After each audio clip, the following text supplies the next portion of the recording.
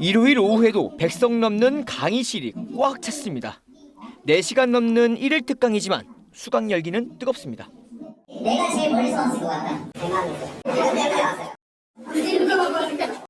내가 제일 많을 것 같다.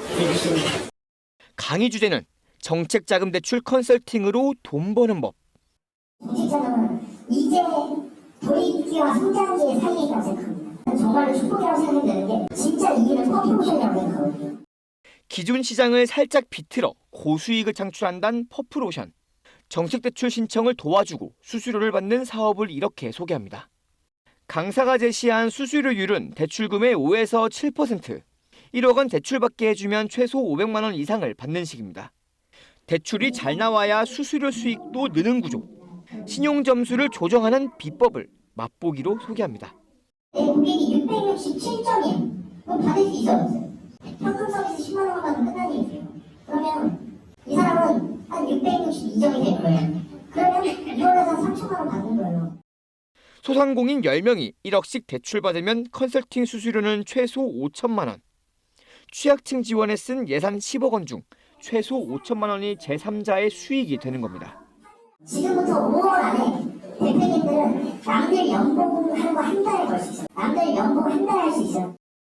지난달 KBS 보도를 강의에 활용하며 문제된 수법만 피하면 된다고 강조합니다. 불법으로 하시는 분들이 너무너무 많기 때문에 KBS에서 연속 기획을 나왔어요. 왜 저도 막 뭉치는 줄 아세요? 이런 사람들을 몰아내기 위해서요. 그러면서 소상공인 개인정보를 구하는 영업비밀을 소개합니다.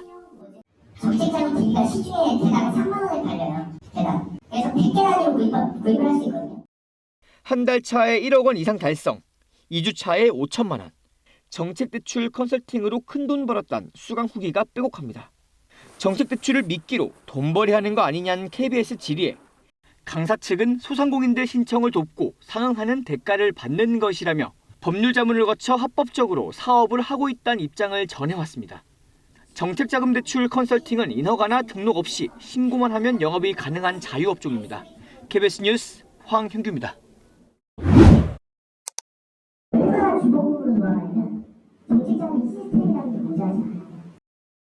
1일 특강은 수강료 12만 원. 일종의 맛보기 수업입니다. 이른바 정규 과정은 얘기가 다릅니다. 구주 과정은 수강료 2,200만 원, 1대1 집중교육은 3,300만 원입니다. 2달 안팎에 수천만 원을 쓰는데 12명 모집이 현장 마감됐습니다. 정책수당을 해가면 최소한 2천 3천 명이 영업에서 뭘 받는 정책 지도사, 공인 자격처럼 들리지만 강사 측이 임의로 만든 명칭입니다. 수수료율은 12%만 안 넘으면 괜찮다며 이런 근거를 댑니다. 법원에서 12%를 과도한 수수료 부과거든요. 법원이 확정 판결 채무에 적용하는 지연이자율을 말하는 걸로 보이는데 이게 왜 기준이 되는지 더 설명하진 않습니다. 제도권인 대부중개업자의 법정 수수료율은 2.25 또는 3%, 대출 모집인은 더 낮은 수준인데 이른바 정책 지도사는 보통 5에서 7%를 받습니다. 이러니 수수료 분쟁이 잦을 수밖에 없습니다. 20, 30대 소상공인은 지난해 정책대출 컨설팅을 받았지만 최저 신용자용 서민대출인 햇살론을 받아야 했습니다. 신청을 대행해 준 것도 아닌데 컨설팅 업체는 수수료 130만 원을 요구했습니다. 정책자금으로 광고를 하고 그냥 기존에 있는 대출 소개해주고 그냥 수수료 달라는 거죠. 해주는 게 아무것도 없어요. 강사 측은 여러 기관에 문의하고 판례 등을 바탕으로 최저 수준 수수료율을 책정했고 정책자금과는 무관한 경영 컨설팅 강의를 하고 있다는 입장을 전해왔습니다. KBS 뉴스 박찬입니다. 정책자금 대출 신청 대행을 대가로 보험에 가입하란 속칭 꺾기 영업. 김모 씨는 지난해까지 이 일을 직접 했습니다.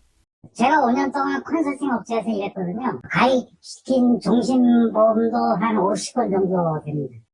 이른바 영업 매뉴얼도 취재진에게 보여줬습니다. 시작은 전화입니다. 먼저 중소기업의 무작위로 전화를 겁니다. 정책자금 대출 대상이라고 알리며 관심을 유도하고 공식 허가를 받은 상담업체라고 강조합니다. 개미지옥이에요, 그때부터. 빠져들 수밖에 없어요. 보이스피싱하고 똑같으니까요. 전화 영업 다음은 대면 상담. 보험에 가입해야 대출이 잘 나온다는 거짓말이 가장 잘 먹혔다고 합니다. 신용등급이 좋은 회사는 사설업체에다가 상담을 받겠습니다라고 얘기를 안 합니다. 그 다음에 보니까 그 신용등급도 조금 안 좋기 때문에 보험 같은 걸 가입을 해서 신용등급을 좀 올려야 될 필요가 있습니다. 한 달에 한 건만 성사시켜도 웬만한 직장인 월급 이상을 벌었습니다. 가령 정책대출 1억 원을 대행하고 월 100만 원짜리 종신보험에 가입시키면 보험사에서 판매 수당 700만 원 정도를 받는 시기였습니다. 혹시 과장이나 허풍은 아닐까? 현직 보험 설계사들에게 물었습니다. 보험을 하나 팔았었을 때 마진이 가장 크잖아요. 100에 100은 한 번씩은 다 들어봤을걸요? 대출 액수가 클수록 수법은 과감해집니다. 대표적인 게 명의도용 대출입니다. 사장님의 신용등급이 안 좋거나 이런 경우들이 있어요. 제3자를 갖다가요. 주식도 옮기고 일부러 일시적으로 대출만 받고 대표사를 다시 변경을 하는 거죠. 불법이 판을 치는 이유를 물었더니 돌아온 답은 이랬습니다. 금감원이나 뭐 이런 데서 실질적으로 조사를 하고 이런 경우도 없을 뿐더러 정부 차원에서 그런 조치는 못 한다는 거죠. KBS 뉴스 황현규입니다. 이 남성은 2년 전 배우자가 받을 정책 대출 상담을 받았습니다. 이후 상담업체가 신청 서류를 위조했지만 대출이 거부됐습니다. 그런데도 업체는 수수료를 독촉했고 결국 불법이 있었다고 신청기관에 자진 신고했지만 돌아온 답은 경찰에 신고하라였습니다. 개별적으로 고소고발 조치를 조금 취하셔야 되시는 부분이 있을 것 같거든요. 대출이 실행 안 됐으니 마땅한 조치가 없다는 설명, 어떤 상담업체가 불법을 알선했는지 등 기본 사실관계도 접수하지 않았습니다. 신고 의사를 거듭 밝히자 불이익 경고가 돌아왔습니다. 허위 자료를 제출해가지고 평가를 받았다거나 그런 부분들이 좀 확인이 되면 불이익을 드릴 수밖에 없는 구조세요. 좀 불법을 나한테 강요를 해서 이걸 어떻게 해야 됩니까라고 신고를 하거나 상담을 받으려고 했더니 오히려 나한테 뭐라고 그러더라고요. 정책자금대출 담당기관은 중소벤처기업부와 소진공, 중진공, 신보, 기보 등 대부분 신고센터는 두고 있습니다. 하지만 부당대출 판정 기준이나 신고 처리에 대한 매뉴얼은 기초적인 수준입니다. 신고율이 저조할 수밖에 없습니다. 정책대출 기관 중 한 곳인 중소벤처기업진흥공단을 기준으로 최근 5년간 대출은 9만 6천여 건이지만 신고는 13건뿐입니다. 매우 극소수의 경우에만 밝혀지는 경우가 있고 경찰에 의뢰한다 하더라도 장기 수사 중이거나 실질적으로 수사가 잘 진행 안 되는 경우도 많이 있습니다.